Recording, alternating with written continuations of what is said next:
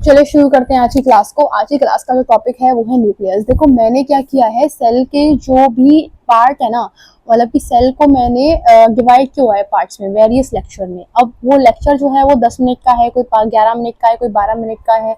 ये मैंने इसलिए किया हुआ है क्योंकि आपका जो भी पार्ट वीक है आप डायरेक्टली उस पार्ट पर जाओ और उसको अपना कंप्लीट कर लो। इससे क्या होगा, इससे आपके टाइम की बचत होगी, आपको पूरा चैप्टर एक तरह से गो थ्रू नहीं होगी, और जिसको पूरा चैप्टर गो थ्रू होना है वो उन लेक्चर्स के थ्रू कर सकता है। तो ये रिवीजन का एक तरह से क्विक तरीका होता है कि हम जो हमारा पार्ट वीक है ना हम उसको पहले कर लें। ठीक है, चलो शुरू करते हैं न्यूक्लियस को। तो न्यूक्लियस जो है, देखो न्यूक्लियस जो है the cell organelle first describe by Robert Brown. Cell organelle है जिसको nucleus as a cell organelle was first describe by Robert Brown. Robert Brown ने उसको डिस्क्राइब किया था सबसे पहले। अच्छा, कब किया था? 1831 में। उसके बाद जो न्यूक्लियस के अंदर जो मटेरियल है ना उसको बेसिक डाई से स्टेन किया और उसका नाम क्रोमेटिन दिया। किसने दिया? फ्लेमिंग ने उसका नाम क्रोमेटिन दिया। ठीक है, अगर हम बात करें इंटरफेज न्यूक्लियस की, इंटरफेज न्यूक्लियस क्या होता है?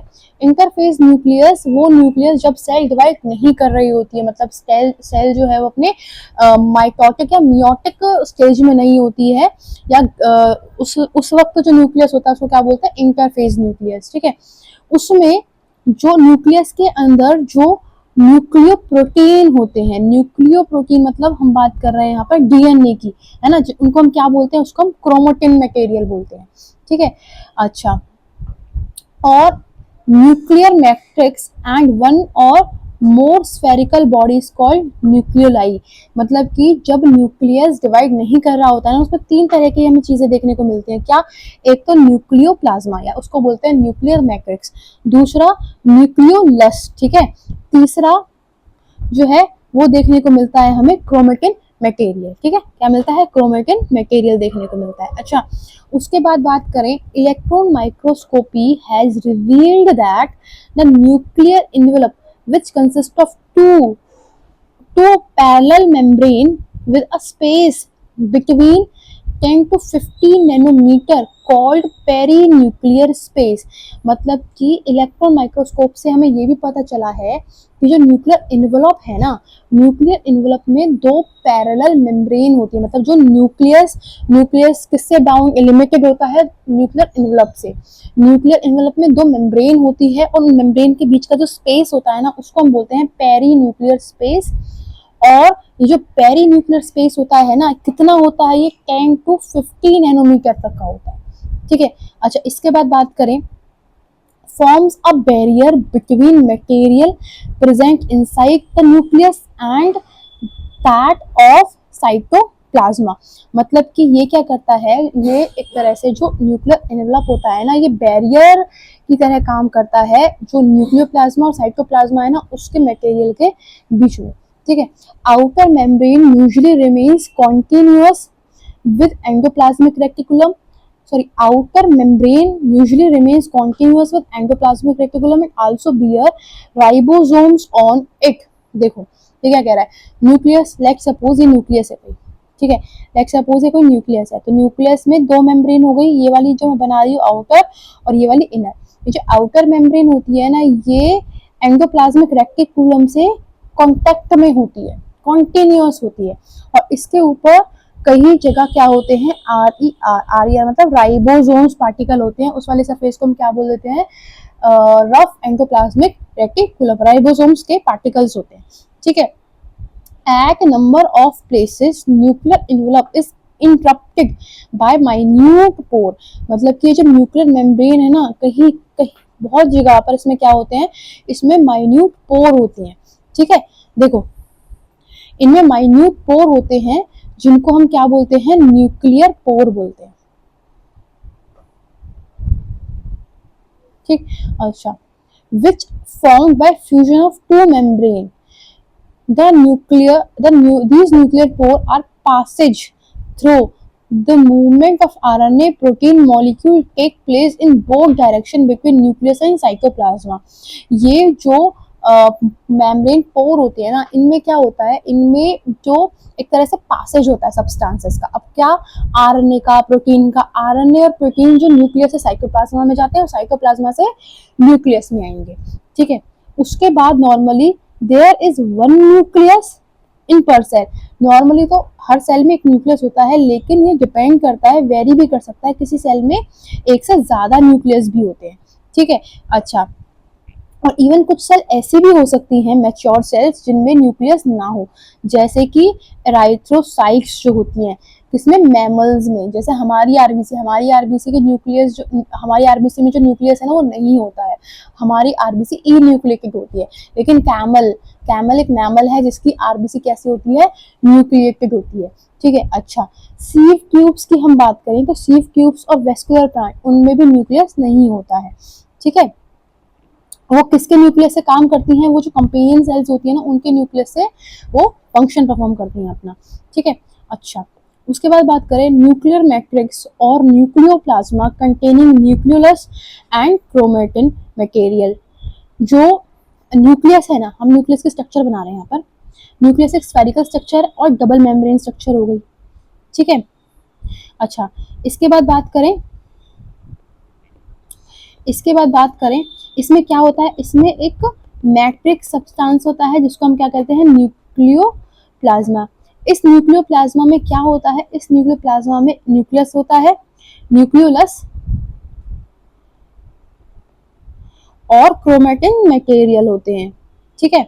अच्छा, ये जो the nucleoli are spherical structure present in nucleoplasm, ये क्या है, स्फेरिकल स्ट्रक्चर होती हैं न्यूक्लियोलाइज जो होती हैं। मतलब एक है तो न्यूक्लियोलस बोल देंगे, अगर प्लूरल है, बहुत ज्यादा है, तो क्या बोलेंगे, न्यूक्लियोलाई। देखो, इन न्यूक्लियोलाई का क्या फंक्शन होता है, ये जो the content of nucleolus is continuous with the rest of the nucleoplasma as it not a membrane bound structure। मतलब ये जो न्यूक्लियोलस होता है ना, इसमें मेम्ब्रेन नहीं होती है, ये विदाउट मेम्ब्रेनस स्ट्रक्चर होता है, ये न्यूक्लियोप्लाज्मा में ही कॉन्टिन्यूअस होता है, ठीक है। इसमें क्या होता है, ये इसको ना हम राइबोसोमल फैक्ट्री बोलते हैं। इसका क्या फंक्शन है, it is site for active ribosomal RNA synthesis. Ribosomes का सिंथेसिस करता है, राइबोसोमल फैक्ट्री बोलते हैं। और राइबोसोम को क्या बोलते हैं, राइबोसोम को प्रोटीन फैक्ट्री बोलते हैं, क्योंकि वो प्रोटीन का सिंथेसिस करते हैं। लार्जर और more numerous nuclei are present in cell actively carrying out protein synthesis. जिस भी सेल में लार्जर और मोर नंबर ऑफ न्यूक्लियाई ज्यादा होंगे, उसमें क्या होगा, उसमें आरएनए या राइबोसोम्स का सिंथेसिस ज्यादा होगा। और राइबोसोम अगर ज्यादा होगा तो वो क्या सिंथेसाइज करेंगे, प्रोटीन का सिंथेसिस उसमें ज्यादा होगा, actively carrying out protein synthesis. चलिए नेक्स्ट पेज पर चलते हैं। You may recall that interphase nucleus has loose and distinct network of nucleoprotein called chromatin। मतलब कि जब सेल डिवाइड नहीं कर रही होती है ना, तो जो न्यूक्लियस में जो डीएनए होता है वो क्रोमेटिन के फॉर्म में होता है। थ्रेड लाइक स्ट्रक्चर्स, लूज ऐसे ही पड़े हैं धागे इधर उधर, है ना। लेकिन क्या होता है, but during different stages of cell division, जब सेल डिवीजन के फेज में आती है, मतलब कि सेल जब डिवाइड कर रही होती है ना, तो वो जो क्रोमेटिन है ना, वो क्रोमेटिन क्रोमोसोम्स में कन्वर्ट हो जाते हैं, ठीक है, in place of nucleus chromosome में कन्वर्ट हो जाते हैं। और वो जो chromosomes, chromatin contain DNA and some basic protein called histone. देखो, क्रोमेटिन मटेरियल जो है ना, वो क्या, डीएनए और डीएनए होता है, उसमें क्या होते हैं, उसमें बहुत सारे हिस्टोन प्रोटीन होते हैं जिसके अराउंड डीएनए रैप होता है, उसको हम क्रोमेटिन बोल देते हैं, ठीक है। अच्छा, कुछ उसमें नॉन हिस्टोन प्रोटीन भी होते हैं, आरएनए भी होते हैं, ठीक है। A single human cell has approximately 2 meter long thread of DNA distributed among its 23 pair chromosomes। ये जो क्रोमोटिन मटेरियल होता है ना, इसमें क्या है, ये अगर हम इसको एंटाइटल करें, मतलब इसको खोल देना, तो लगभग ये 2 मीटर लॉन्ग एक थ्रेड स्ट्रक्चर है। इसको खोल सकते हैं, 2 मीटर तक हम इसको लेके जा सकते हैं, मतलब इतनी लंबी वो थ्रेड की फॉर्म में होती है। लेकिन हमें इतनी लंबी, लेकिन वो देखो न्यूक्लियस में पूरे सिमटी हुई होती है। कैसे, क्योंकि वो हिस्टोन के चारों तरफ एक तरह से कॉइल्ड फॉर्म में होती है, ठीक है। और जो हमारा सेल है ना, उसमें कितने नंबर ऑफ क्रोमोसोम्स होते हैं, उसमें 46 नंबर ऑफ क्रोमोसोम्स होते हैं, और तो यानी कि 3 पेयर हम उनको बोलते हैं, ठीक है। जो जब सेल डिवाइड हो रही होती है तो ये क्रोमेटिन जो होते हैं वो क्रोमोसोम्स के फॉर्म में आते हैं। क्रोमोसोम्स क्या है, क्रोमोसोम्स इस तरह से ये कॉन्स्ट्रिक्टेड स्ट्रक्चर हो गई है ना, कॉन्स्ट्रिक्टेड स्ट्रक्चर हो गई मतलब कंडेंस फॉर्म हो गई क्रोमेटिन की, ठीक है, समझ में आया। अच्छा, और ये क्या बना लेते हैं, ये क्रोमेटिड्स बना लेते हैं, ठीक है, क्या बना लेते हैं, क्रोमेटिड्स बना लेते हैं ये, ठीक। Each chromosomes visible only dividing cell, only in the dividing cell essentially has a primary constriction or centromere on the side which is disc shaped structure called kinetochore present are present। देखो क्या कह रहा है, ये तो खिचड़ी पकड़ी है ना, क्या कह रहा है सुनो, देखो समझो इस चीज को। जो क्रोमोसोम्स होते हैं ना उनमें कॉन्स्ट्रिक्शंस होती है, कॉन्स्ट्रिक्शन मतलब संकरा भाग, मतलब कि तरह से वो कॉन्स्ट्रिक्टेड हो जाते हैं, थोड़ा सा स्पेस कम कर लेते हैं, है ना, इस तरह से दबे हुए से हो जाते हैं, ठीक है। उस कॉन्स्ट्रिक्शंस को हम बोलते हैं यहाँ पर प्राइमरी कॉन्स्ट्रिक्शंस। वहां पर क्या होता है, वहां पर होता है सेंट्रोमियर, जहां पर सेंट्रोमियर्स होते हैं ना उनको हम बोलते हैं प्राइमरी कॉन्स्ट्रिक्शंस होते हैं वहां पर, ठीक है।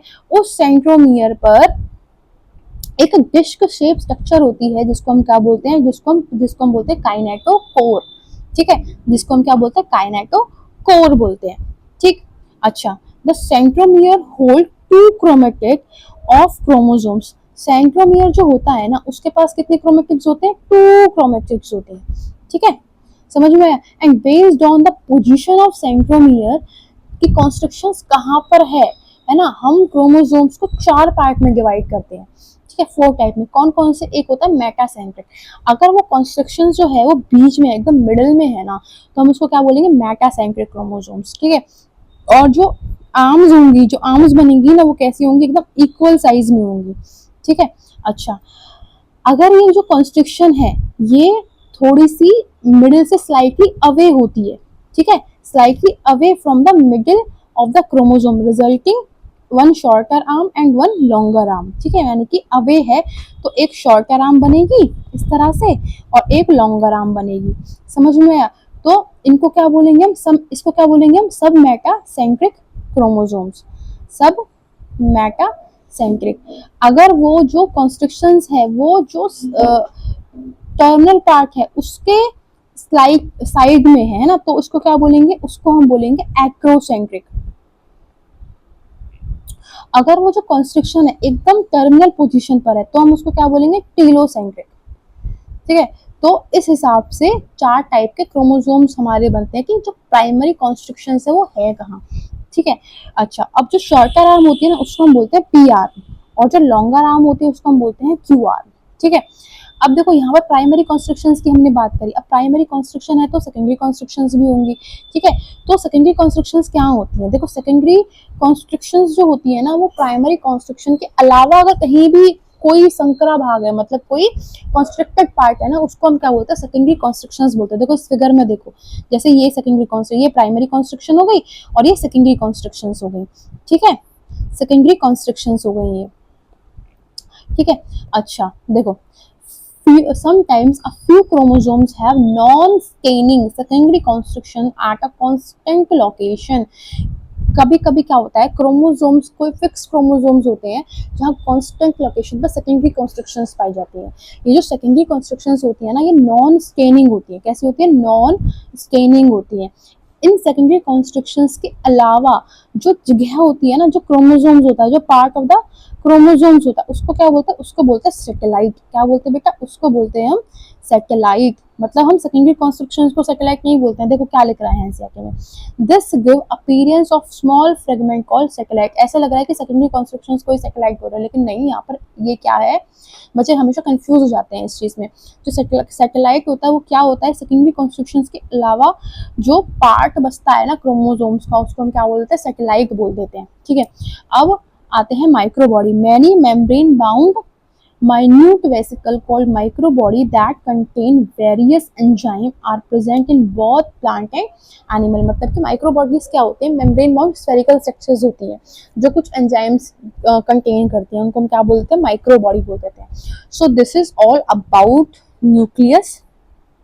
ओके, नाउ नेक्स्ट क्लास में जो भी हमारा पार्ट बचा होगा हम उसको पढ़ेंगे। Okay, thank you.